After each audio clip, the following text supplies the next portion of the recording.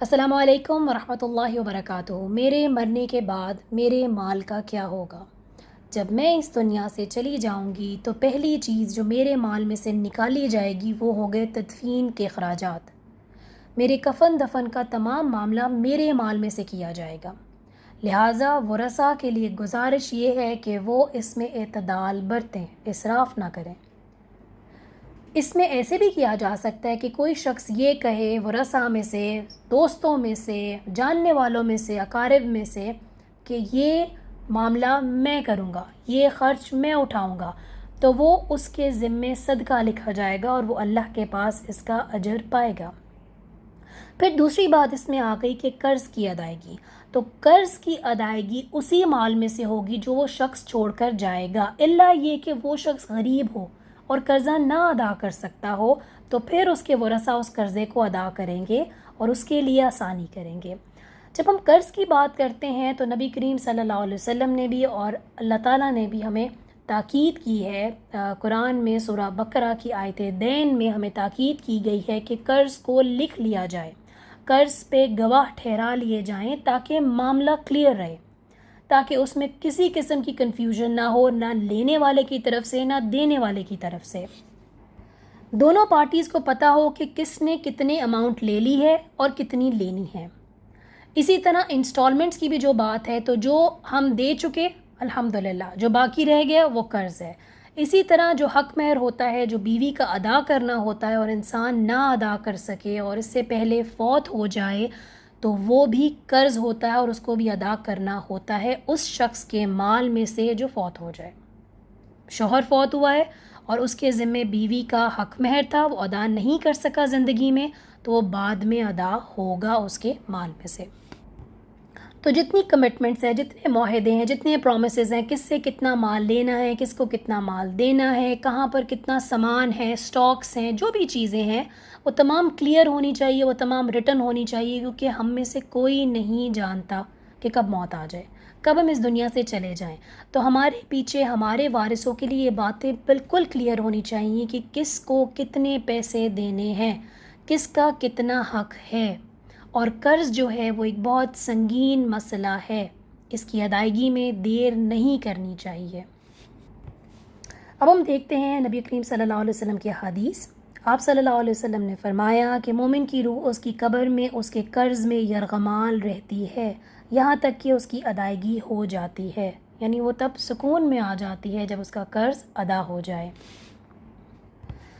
رسول اکرم صلی اللہ علیہ وسلم کے پاس جب کسی میت کو لایا جاتا جس پر کسی کا قرض ہوتا تو آپ صلی اللہ علیہ وسلم فرماتے کہ کیا اس نے اپنے قرض کی ادا کرنے کے لیے کچھ مال چھوڑا ہے؟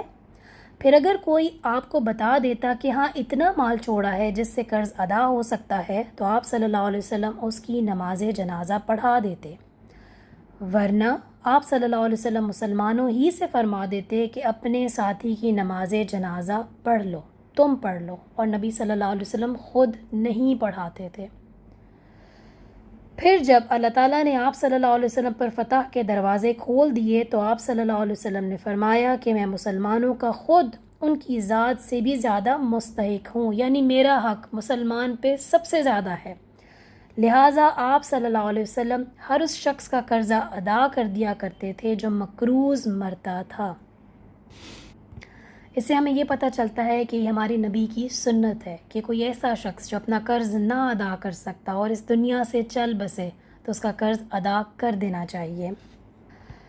اور جو مسلمان مال چھوڑ جائیں وہ اس کے وارثوں کا حق ہے، اور جو پیچھے مال رہ جائے قرض ادا کرنے کے بعد وہ کس کا ہے؟ وہ وارثوں کو ملے گا۔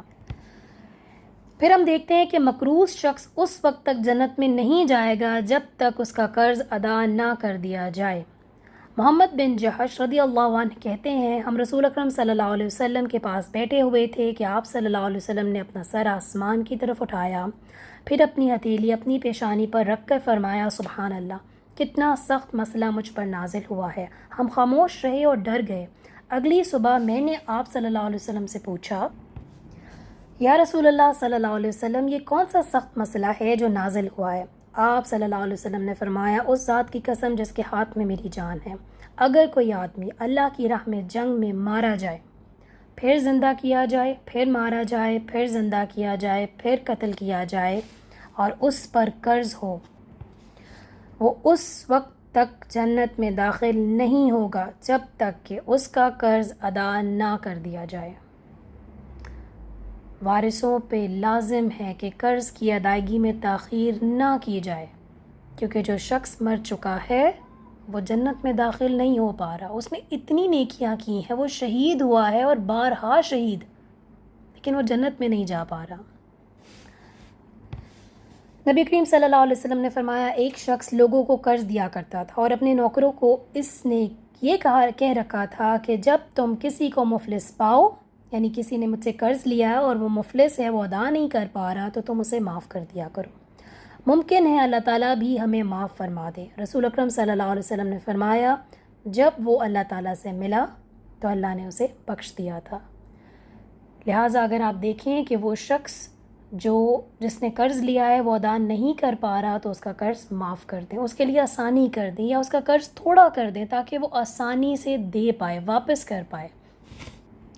اسی طرح ہمیں حدیث سے پتہ چلتا ہے کہ وہ شخص جو اپنا قرض دینے میں ٹال مٹول کرتا ہے وہ بالکل پسندیدہ نہیں ہے۔ ہمیں ایک اور بات پتہ چلتی ہے کہ وہ شخص جو قرض اس نیت سے لیتا ہے کہ میں لازم واپس کر دوں گا، اللہ تعالیٰ اس کے لیے آسانی کرتے ہیں، جبکہ وہ شخص جو اس نیت سے قرض لیتا ہے کہ میں نے تو واپس نہیں کرنا، اس کے معاملات میں مشکلات ڈالی جاتی ہیں، اس کے لیے مشکل کی جاتی ہے، کیونکہ اس نے اوروں کے لیے مشکل کی۔ تو اگر آپ نے کسی سے قرض لیا ہے، کسی کا قرض دینا ہے، تو اس کے معاملات میں آسانی کریں، اور وہ جو اماؤنٹ آپ نے لی ہے وہ زیادہ ہے یا وہ تھوڑی ہے، اس کو واپس کرنا ہے تو لازم کر دیں، جلد از جلد کر دیں اس کو واپس، تاکہ اگلے کے لیے بھی آسانی ہو جائے۔